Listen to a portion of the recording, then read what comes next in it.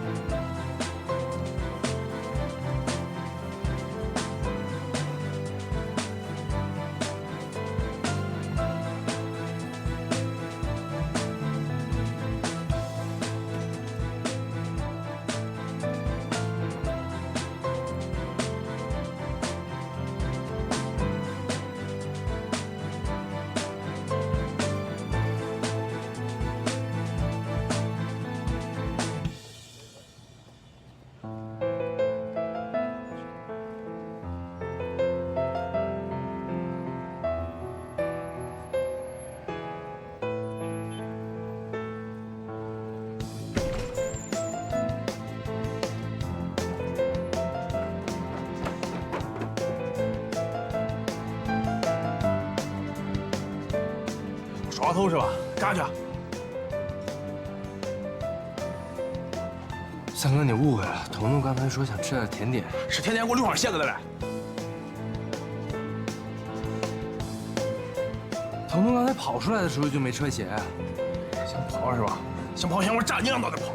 别三哥，我看出来了，你小子花头了很。我现在闹肚子肯定和你有关系了。回去我再收拾你。你走。三哥，甜点还没给他买呢。别给我废话，快来！三哥，你看。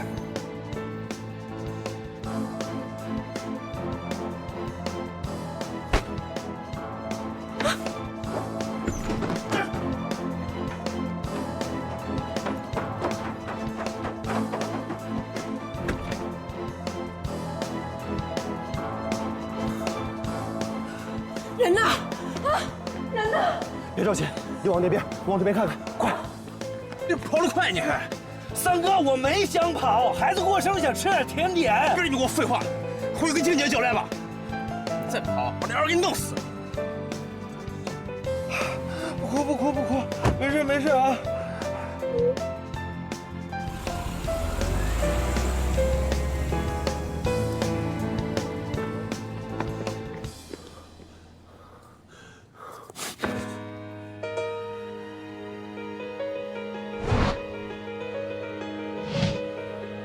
怎么会是他？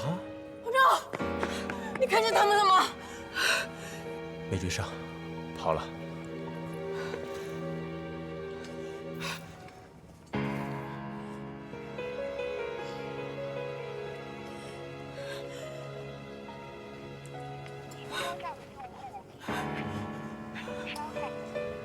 气了。彤彤，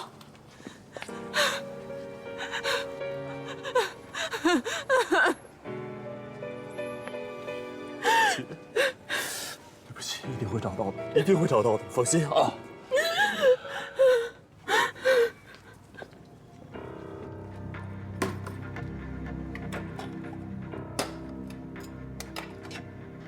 你以为你扔了手机我就找不到你了？姐，我这次真的错了，我再也不敢了。我这次真的……别给脸不要脸！姐，我告诉你，我在你手机上已经安了窃听器，从你给你妈打电话开始，我就知道你想干什么，想逃跑是吧？上次打你打的还是轻。不是姐，我真的错了，我再也不敢了。你信我，我再也不敢了。静姐，这小子就是贱。你妈在老家一个人很孤独吧？要不要我派人给她接过来，好好照顾照顾她？姐，我求你了，放过我妈妈，姐，我求你了。你别求我，贺武珍，我告诉你，你妈、你老婆、你儿子，如果你想让他们好好的，你就得乖乖的听老娘的话，别给脸不要脸。姐，我知道错了，我再也不敢了。再给我一次机会。三儿，以后彤彤就跟着你睡吧。好，过来。不要妈，姐不要爸爸，过来。爸爸，不是姐，我求你了。你给我记住了，再有下次，我把你喂狗。从今以后，没有我的话，你甭想再见到你儿子。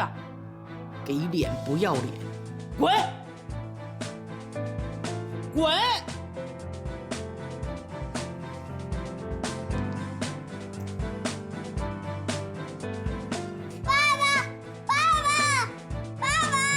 别喊了！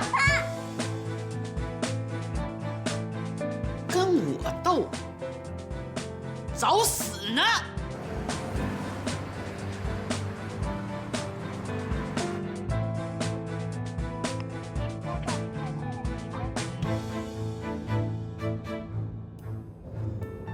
你别打了，他刚走，现在不可能接你电话的。把你手机借我用用，快点儿。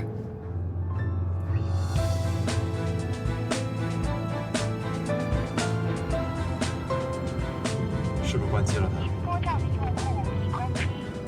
这他是的吗？他？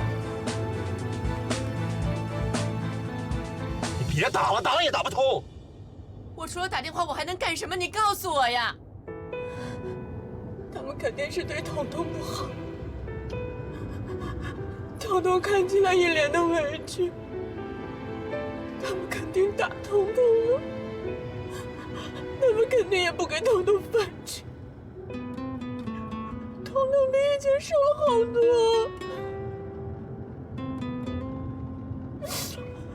我刚才都看见他了，他离我就那么的近，就差这么一点儿，就差这么一点。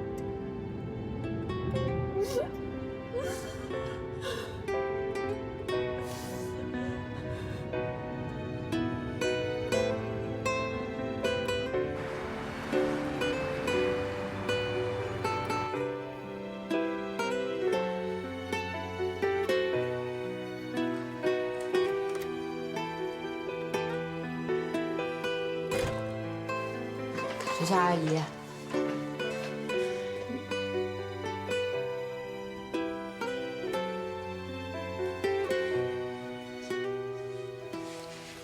家宝在我那儿上完课，我送他回来。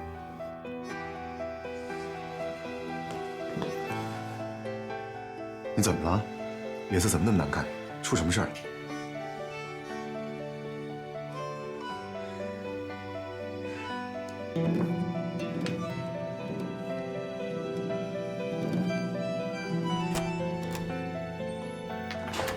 吴教师，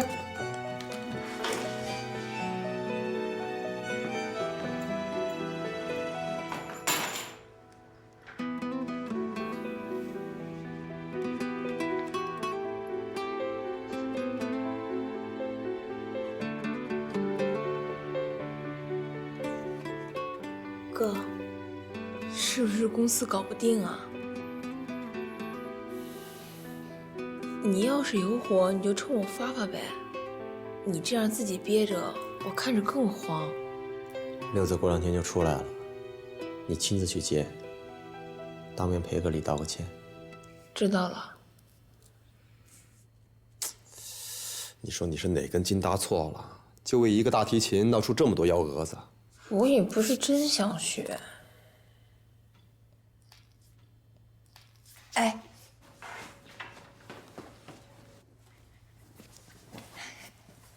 哥，你说曲和为什么喜欢夏白露啊？给你电话，直接问他。我还是打电话问你吧。你说，你又为什么喜欢夏白露啊？你小丫头哪那么多为什么呀？哎，小屁孩以前可是当过你的爱情专家的好吗？那就是啊，自己问自己吧。我就是想不通，夏白露哪里好？你要真让我说吧，一开始我就觉得她挺可怜的，挺像咱妈的。哥，你有恋母情节？年轻一个女人带着孩子，老公还跑了，她比咱妈更惨，孩子还丢了。我想帮她吧，她抖我跟抖瘟神似的。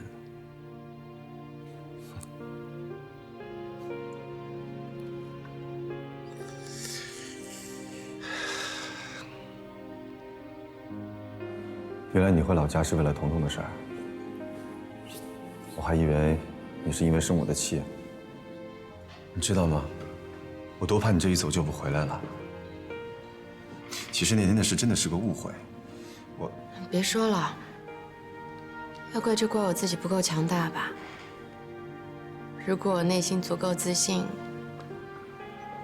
我怎么会在意别人的眼光呢？不是的，都是因为我。陆旭亮和崔瑶是大学同学，他一直都喜欢崔瑶。他家世好，为人仪表堂堂，和崔瑶算是门当户对。可他没想到，崔瑶最后还是嫁给了我，所以他一直记恨在心里。他为了报复我，故意设了这个局让你出丑。也怪我，没有看到当时的情形，不然的话，我一定会站在你的身边的。对不起。原来是这么回事儿，真是不好意思。看来是我错怪你了。我就说嘛，跟你认识这么长时间，其实我一直都觉得我对你挺了解的，我觉得你挺好的。行了，那我知道了。其实不论发生什么事情，你都会站在我身边的，对吧？你知道吗？这么多年来，我一直都害怕被人说成是崔廷涛的女婿，崔瑶的丈夫。说到底，还不是因为好面子，怕被人瞧不起。但是现在我终于明白了，我只有让自己变得越来越强大，我才有能力和力量去保护你。谢谢。那后来呢？后来呢？你是怎么喜欢上夏白露的？后来我就觉得这女人和其他女人不大一样，外表看着柔弱的，倒是倔得很。只要她想干的事儿，咬碎了牙也得干下去。越不想让我帮她，我越想帮她。难怪一佩姐生气，你这也太虐待自己了。关键是人家还不领情。你懂个屁！你哥什么人你还不知道啊？我做事我图我自个儿乐意，他领不领情我根本不在乎。说实话，今儿我看他在那儿哭啊，我这心里比挨2刀还难受。哇，哥，你在我心目中的形象顿时伟岸起来了。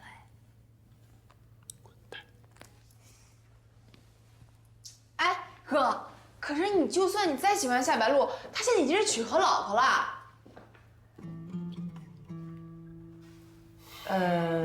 你上次不是说查查他们俩是不是真结婚？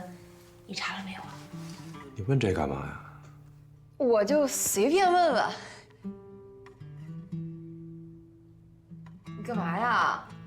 我真的就是随便问问，他们俩到底结不结婚跟我有什么关系啊？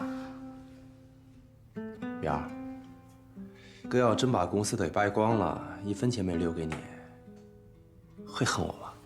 啊？你不恨我就行了。虽然我现在基本上全是靠你养，但是你不管我了，我也不至于饿死啊。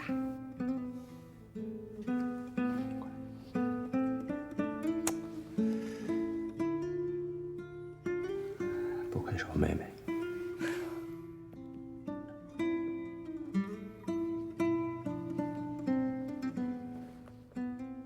我哥今天转性了。那你接下来打算怎么办？走一步看一步吧。今天我都已经见到彤彤了，我都没办法把她带回来。贺武洲如果有心要躲我，北京这么大，我是不可能找到他们的。可是不管怎样，你也不会放弃的，对吧？因为我认识的夏白露，可不是那么容易就放弃的人。还记得刚认识的时候，你跟我说，就算再难找，也一定要找下去。因为北京再大，也总会有边的。为了彤彤，我一定不能倒下。你能答应我一件事吗？你说，下次如果再遇到这样的事情，不只是跟彤彤有关，你能不能第一个来找我？我一定会尽全力去帮你的。我的意思是，我们现在毕竟是名义上的夫妻，那妻子遇到这样的问题，总会跟丈夫去商量吧。而且，我们也是好朋友嘛，对吧？哦，知道了，朋友。你知道吗？自从我在幼儿园上班之后，我就特别能理解你和彤彤之间的感情。有时候我就在想，也许我妈说的对，如果我和崔瑶之间能早一点有个孩子，可能就不会是现在这个结果。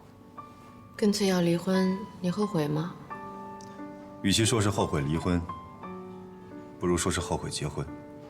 我到现在还能回想起我和崔瑶谈恋爱时的情形，一切都是那么美好。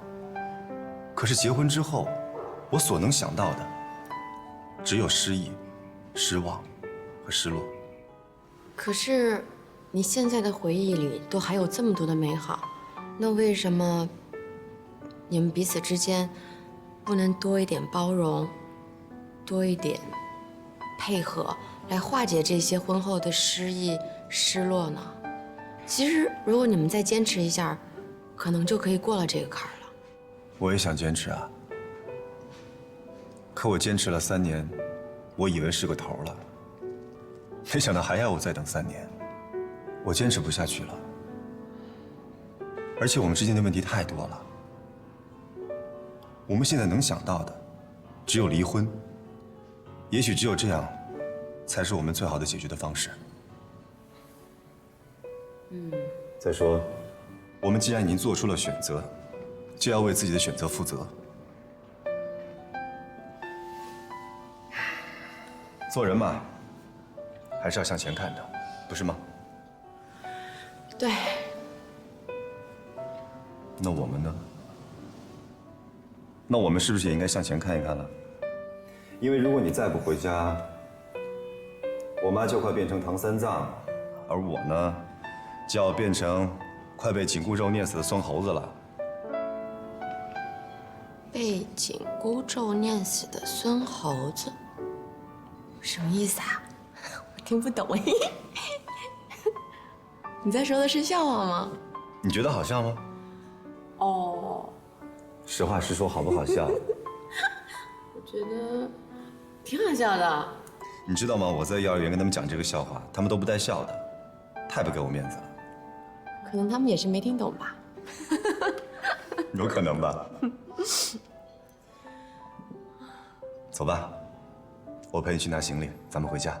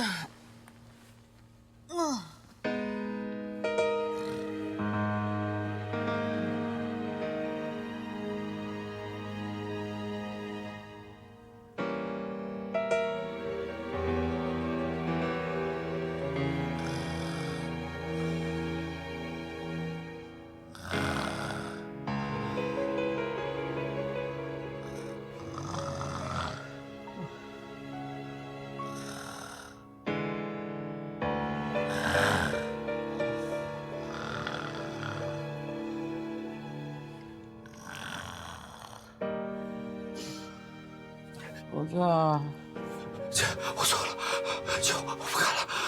我这，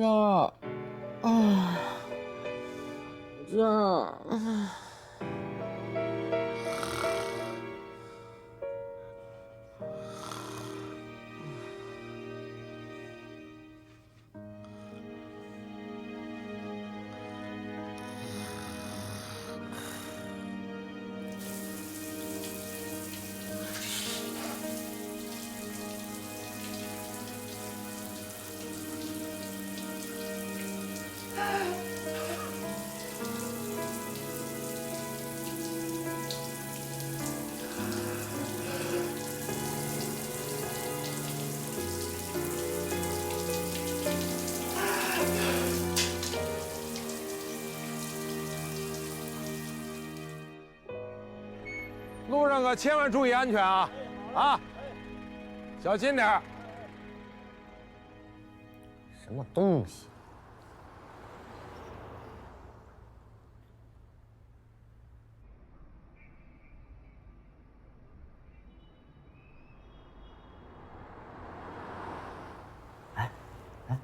来了！钟哥，老陆来了。行了行了，帮我打听打听，三儿最近在干什么？跟谁混呢？哪三儿啊？还有哪个三儿啊？前些年在前亮胡同把你后脑勺打开瓢那个。钟哥，你要找他算旧账啊？别管了啊，记住啊，别说是我打听的。好，包在我身上。那我们去了。洪哥，您有空吗？哎，你这年轻人，这一点规矩都没有。这什么规矩到你老陆那儿不都是个屁吗？行了，你就别阴阳怪气的。哎，我是来说事儿，说完我就走。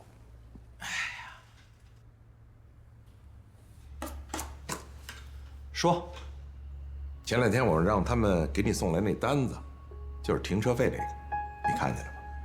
我要说没看见，你能把我怎么着？洪忠，别犯浑，这没用。哎，你心里清楚啊，那笔钱实实在在有单有据放在那儿，你赖不了。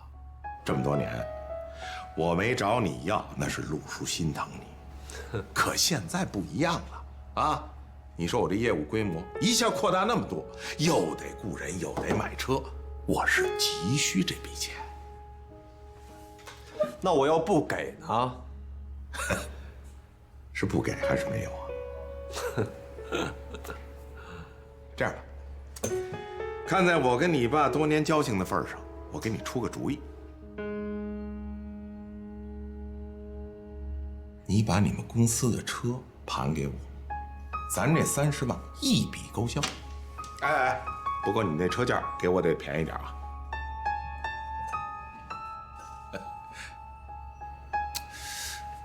成不成啊？老东西，你账算得很精啊！你是看死了我翻不过身是吗？我可是为你好。哎，你看，你一停业就是3个月，3个月之后能不能开还两说着呢。这些车，天天停在那儿得交钱吧？啊，还有你那帮司机，你也得养着。哎呦，这每天花出去的钱，我替你算算，我都心疼。老陆，我把这车卖给你，没什么不行。痛快，你说个价。我想知道件事儿。说。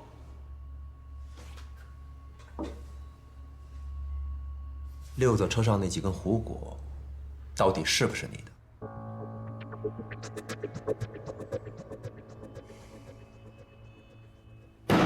陆叔，我叫你一声叔，你一直眼红我物流公司的生意，我不是不知道，可我真是没想到你竟然用洪淼来对付我。我们兄妹俩怎么着也是你看长大的吧？洪淼要为这事儿进了局子，他一生也就毁了，你心里过意得去吗？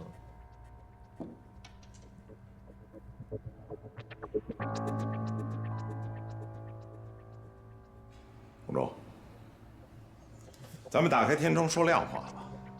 那虎骨是我放的，不过这件事是你逼的。我跟你说过多少次了，有饭大家吃，有汤大家喝，你就是不听。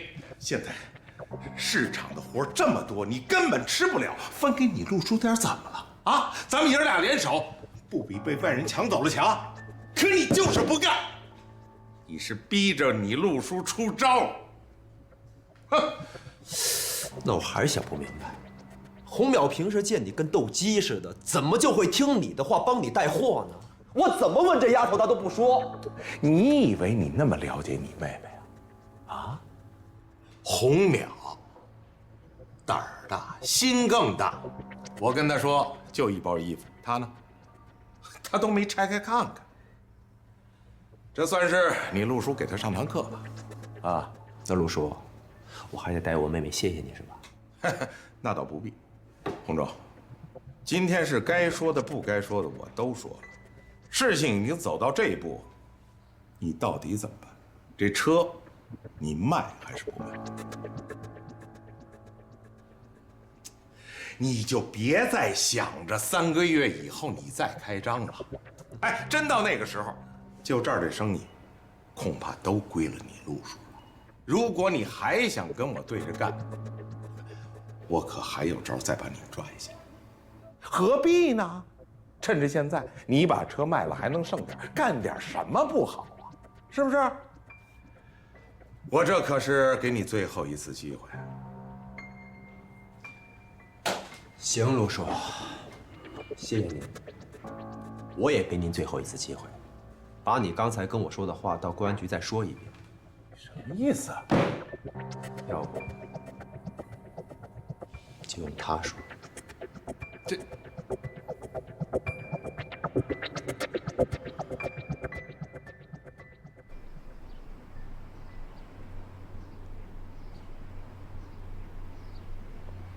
哪儿去？你给我！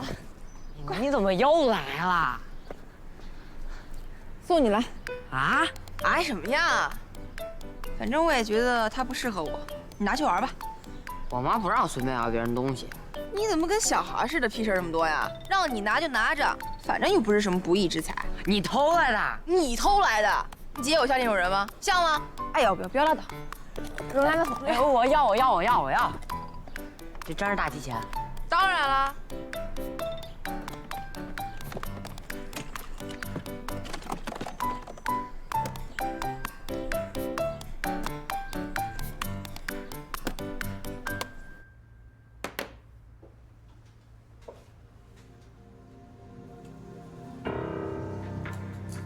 阴我，客气，跟您学的，陆叔。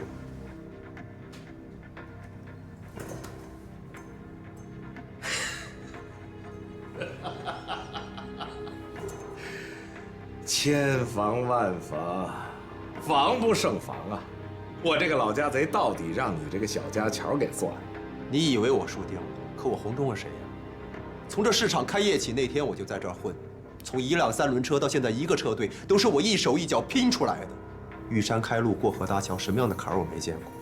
背后捅刀子，我不是不会，看不上。甭废话了，我认栽。你说怎么办吧？你觉得我怎么办？不就是去局子吗？我跟你去。不过你容我几天，让我把手头上的事儿安排一下。我说你等等行吗？我话还没说完呢，你怎么急着就要走啊？你还想说什么呀？我咨询律师了，像你这种情况，情节不严重，自首的话，法院会从轻处理。等你出来，我会把物流公司的生意交给你，但是你得保证，不亏待我的人，更不能辞退他们。还有吗？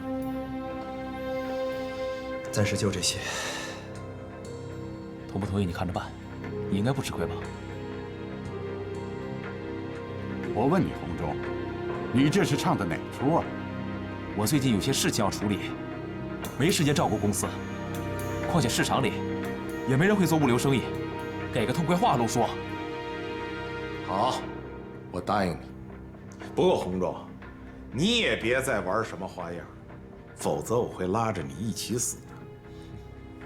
放心啊，老陆，我比你年轻那么多，跟你一块儿死，我多不值啊！哼。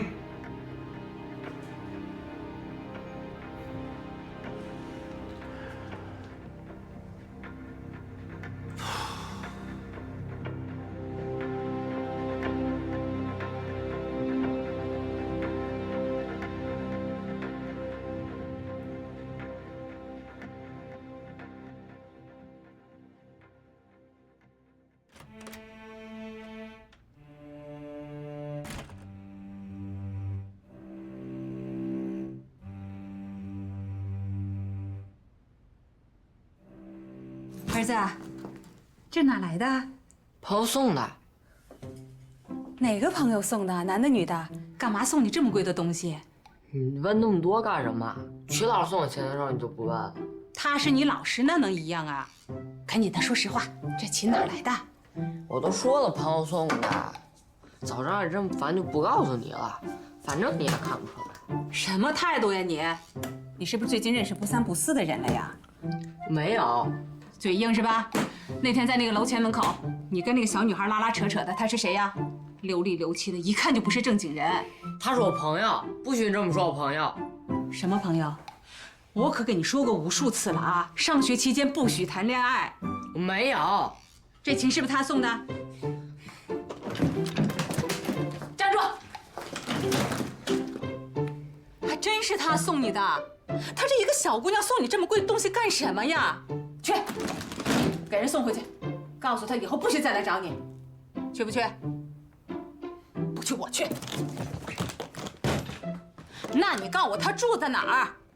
我得让他家人管管他，耽误了你考试，负得起责吗？考试，你就是要考试。我再说一遍，我没谈恋爱，你爱信不信。你要再这么说，这试我不考了。死孩子！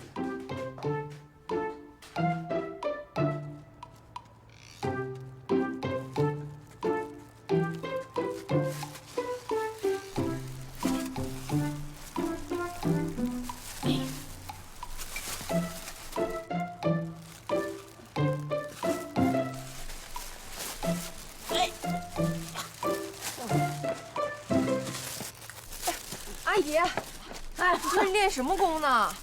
快，把我家门钥匙拿出来，快！哎呦，腰都快拧了。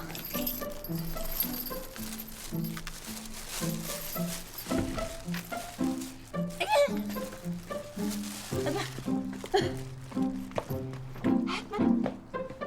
哎呦，老腰哦！哎呦！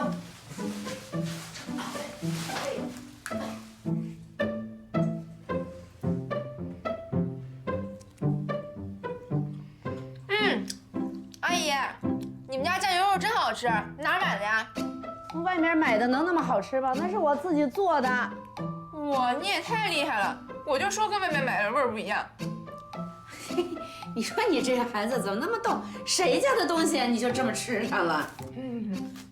哦，对了，阿姨，我回头能不能买点肉，然后你给我做点拿回家？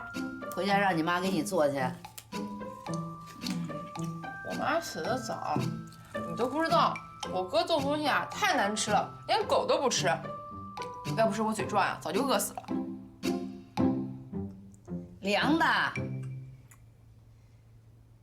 那你爸呢？我爸比我妈死得更早。哎呀，我给你下碗面吧。哎，这个牛肉呀，要下到面里才好吃。等着啊！谢谢阿姨。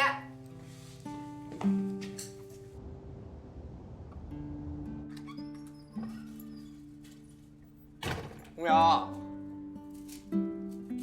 淼淼，吴淼，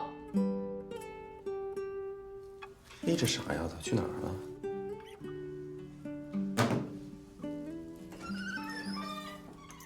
想我啦？去哪儿了？觅食。我的妈呀，回来觅什么食啊？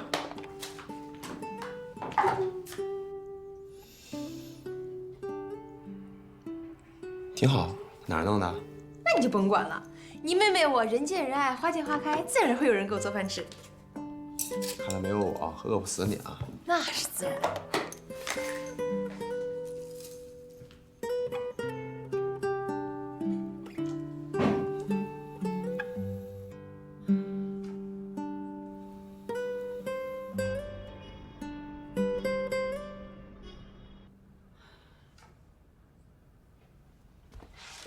又在改单，怎么样改的？哎，你回来正好帮我看看，你觉得这衣服好看吗？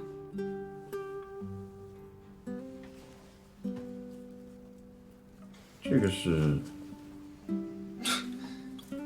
我已经知道答案了，不是？可能是我对女装没什么感觉吧。你就别安慰我了。我新改的这批衣服，到现在连一半都没卖出去。你也别着急，可能是你这段时间又找贺武周一回老家的，耽误了不少。所以我才更急。哦，对了，我在回来路上看见这个，我也不知道好不好，就随便给你挑了2本，可能对你会有帮助。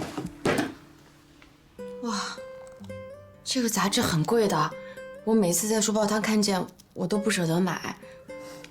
那你先看着，我去洗个澡。哎。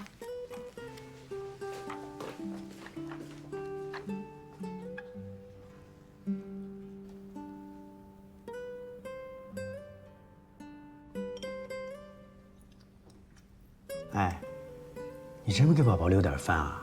留什么留？叫他吃他不吃，饿着活该。你别嘴硬了，回头孩子饿坏了，你比谁都心疼。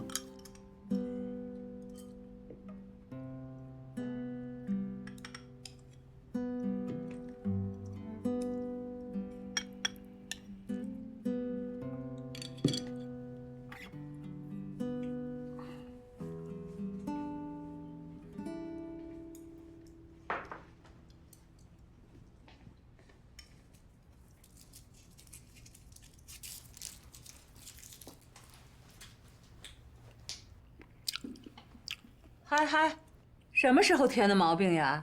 吃东西还这么香，吃啥呢？口香糖。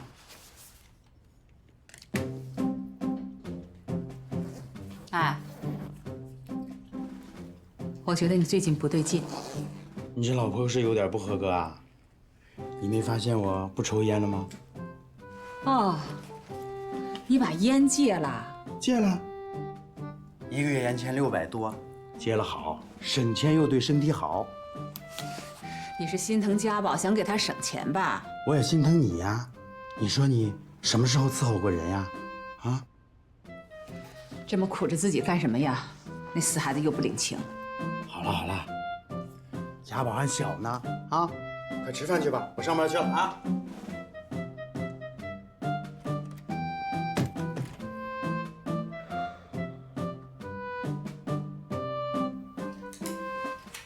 看得还挺认真的，怎么样？觉得有用吗？